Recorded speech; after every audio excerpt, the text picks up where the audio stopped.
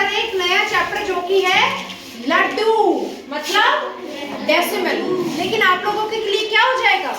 लड्डू। क्यों?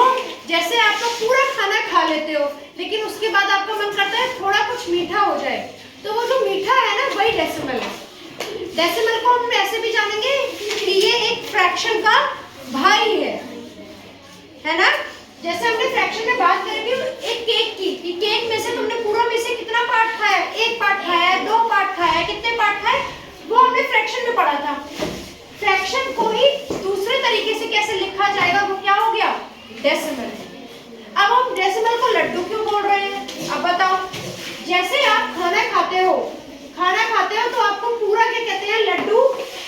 आपकी थाली में दाल, चावल, सब्जी, रोटी सब कुछ होता है, लेकिन उसके बाद आपको एक मिलता है क्या? प्यारा सा लड्डू। तो ये वही लड्डू है।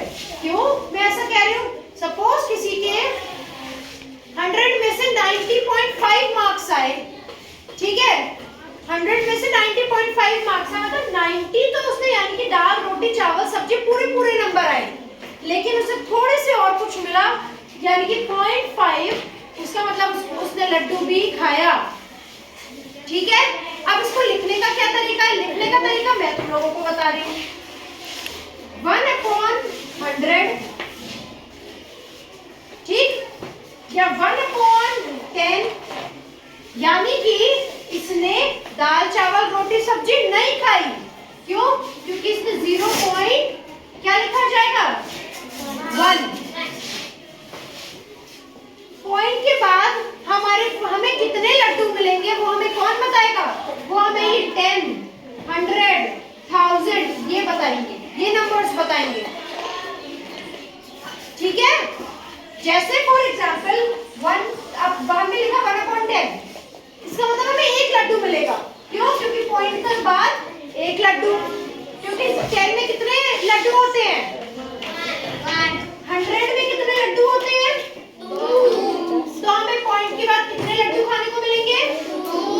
अगर यहाँ पर 2 होता 2/100, तो यहाँ पे कितने नंबर लिखे हुए हैं? एक। कितने नंबर लिखे हैं? एक। लेकिन क्या कहते हैं एक ना, लेकिन हमारे पास हमें लड्डू कितने मिलेंगे? 2।